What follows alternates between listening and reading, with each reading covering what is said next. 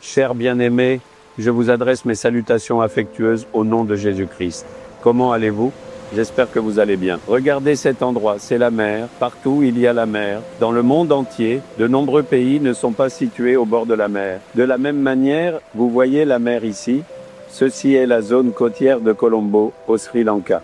Où que l'on aille, les vagues continuent toujours d'arriver ainsi. Même si ces vagues arrivent, le Seigneur a établi une rive pour elles.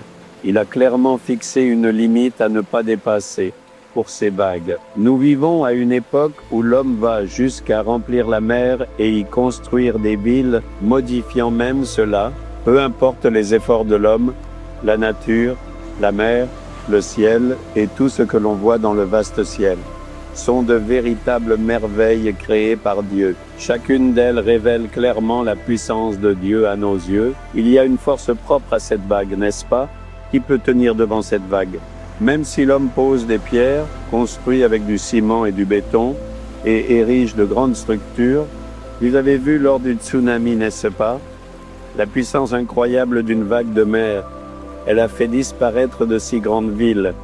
Elle a fait disparaître de grands ponts en béton, des structures massives et imposantes. Elle possède une force immense. De la même manière, tout ce que Dieu a créé possède sa propre puissance. Regardez le soleil. Ce soleil brillant, il nous donne doucement une bonne lumière et il a aussi le pouvoir d'apporter la santé et le bien-être à notre corps humain. Il a aussi le pouvoir de faire germer ces cultures, de les faire pousser, de les entretenir et de les faire bien fructifier. Chaque chose créée par Dieu possède une force particulière. Alors, vous, moi et nous tous qui avons été créés par Dieu, nous avons aussi une force en nous. Nous devons prendre conscience de cette force. Nous ne sommes pas des gens ordinaires. C'est un Dieu puissant qui m'a créé.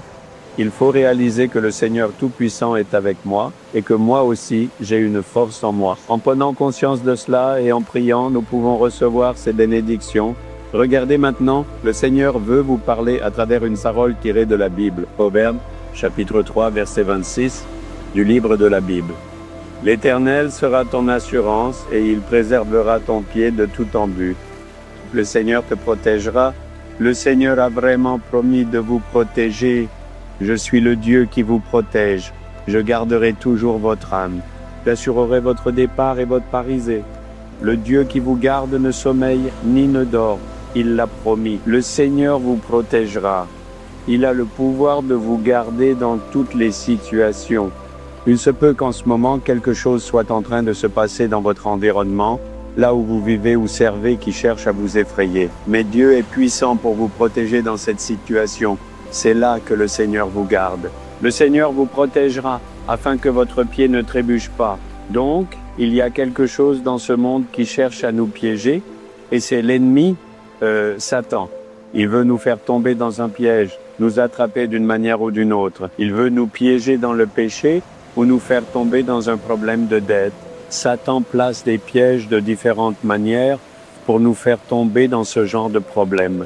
Parfois, vous recevez un appel sur votre mobile. Si vous demandez qui c'est, ils disent « Nous sommes prêts à vous accorder un prêt de plusieurs lakhs de roupies ». Autrement dit, beaucoup de gens sont souvent prêts à faire de vous un débiteur. Satan utilisera beaucoup de personnes pour vous piéger. C'est quand vous êtes dans le besoin que vous recevez des appels. Immédiatement, vous pensez que c'est le Seigneur qui a ouvert une porte. Si vous demandez au Seigneur, il vous dira « Non, mon fils, non, ma fille, j'ai un autre chemin pour toi ». Parce que Satan a un plan pour nous piéger dans des problèmes de dette, pour nous humilier et nous faire souffrir. Il ne faut pas tomber dans ce piège. Le Seigneur nous protégera pour que nos pieds ne tombent pas dans le piège. Le Seigneur m'a sauvé de tant de façons différentes. Satan a placé des pièges de péché, mais il m'a détourné de ceci, m'a délivré et protégé. Parfois, c'est comme ça. Quand nous construisions des bâtiments, des banquiers demandaient combien de lakhs ou de crores nous voulions, proposaient un prêt pour réaliser nos projets. La tentation se présente à nous comme si elle voulait nous faire du bien. Alors j'ai dit, nous nous mettrons à genoux devant le Seigneur et nous ferons le ministère avec ce que le Seigneur nous donne. Dieu m'a accordé la grâce de déclarer que nous ne ferions pas cela en prenant des dettes. Sinon, qu'est-ce qui se serait passé? Nous serions restés piégés dans cette dette et tout l'argent aurait été gaspillé en intérêts. De la même manière, Satan placera aussi de nombreux pièges devant vous. Mais Dieu est tout-puissant pour nous protéger, afin que nous ne tombions pas dans ces pièges, que ce soit à la maison, au travail ou dans le ministère. Mais que devons-nous faire pour cela? Il est important de rester confiant dans le Seigneur. En qui placez-vous votre confiance? Est-ce que vous placez votre confiance en vous-même, en vos compétences, en vos talents, en votre expérience ou en votre travail?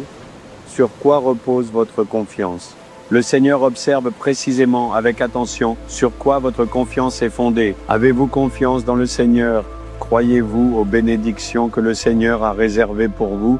Certains disent « mes études sont ma confiance ». Pourtant, même avec beaucoup de talent, on voit souvent des diplômés perdre leur emploi et se retrouver en difficulté. Mon travail, c'est ma confiance, j'ai du talent. Mais soudain, la perte d'emploi survient et je connais beaucoup de gens qui cherchent du travail pendant des années. Leur confiance s'est effondrée. Mon commerce, mon labeur, peu importe à quel point je travaille dur, j'ai bâti un véritable empire commercial. J'ai vu des gens qui faisaient des affaires de plusieurs crores, qui étaient de grands magnates, tout perdre et se tenir là, honteux, la tête baissée.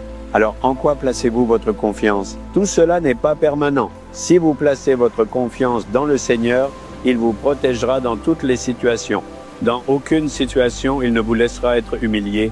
Alors, vous devez dire: le Seigneur seul est de ma confiance, et vous appuyez sur lui pour vous aider. Il peut susciter des milliers de personnes. Ne placez pas votre confiance en eux. Ne dites pas « c'est vous qui êtes ma confiance, je compte sur vous ». Dites plutôt « je fais confiance au Seigneur. Si le Seigneur décide de m'aider à travers vous, il le fera. Et si ce n'est pas vous, il suscitera quelqu'un d'autre. » Il faut placer sa confiance en Dieu. Si vous placez votre confiance dans les hommes, votre vie sera remplie de déceptions, d'échecs et de larmes. Dans notre vie, en voyant certaines situations, nous faisons confiance à certaines personnes, pensant qu'elles vont s'occuper de nous, agir ou nous aider.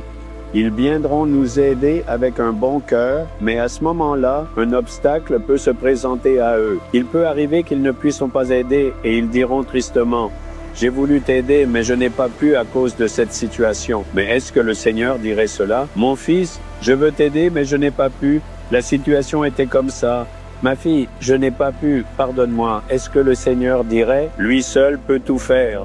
Il peut changer n'importe quelle situation. » C'est pourquoi vous devez placer votre confiance uniquement en lui. Si l'on vous demande en qui vous avez confiance, vous devez répondre: c'est le Seigneur. Certains placent leur confiance dans leurs enfants. Ils disent que dès que les enfants ont fini leurs études et se sont mariés, ceux qui comptaient sur eux les ont oubliés. C'est la coutume du monde. Une fois mariés, ils forment leur propre famille. Ils auront une autre famille. Alors placez toute votre confiance dans le Seigneur. C'est lui, le Seigneur digne de confiance, en lui seul je vis avec foi. Dites-lui: c'est vous qui êtes mon espérance, et louez-le. Dans n'importe quelle situation, non seulement il vous protège, mais il prend soin de vous, il vous bénit, il vous guide. Vous devez apprendre à le dire ainsi. Son père a dit, après avoir fait étudier et bien élever tous ses enfants, il les a regardés et a dit: le Seigneur m'a donné vous tous. Je vous ai fait étudier. Maintenant vous êtes bien installés.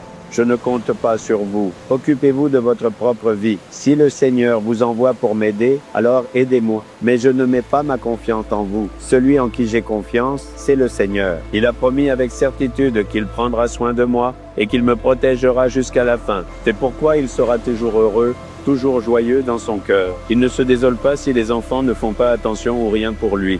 Si beaucoup d'entre vous êtes tristes, c'est parce que vous avez placé votre confiance dans les hommes.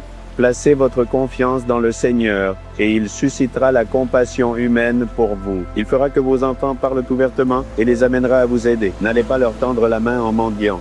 Tenez-vous à genoux devant le Seigneur et dites-lui votre confiance. Voyez ce qui se passe. La situation de votre famille changera. Le Seigneur transformera toutes les situations que vous traversez en bien. Dites-vous: Seigneur, c'est toi mon espérance. C'est en toi seul que je mets ma confiance, non en aucun homme. C'est toi qui as versé ton sang sur la croix, qui est mort et ressuscité pour moi. Tu m'as donné ta promesse et tu me garderas. Je mets ma confiance en toi, Seigneur. Jamais je ne place ma foi en l'homme. Déclarez-le ainsi, et aujourd'hui un changement commencera dans votre vie. Dites: Seigneur, c'est toi seul mon espérance. C'est toi qui me protégeras, prendras soin de moi, me nourrira et me conduira. Désormais, je ne mettrai ma confiance ni en homme ni en circonstances, mais je m'appuierai uniquement sur toi. Au nom de Jésus, Amen.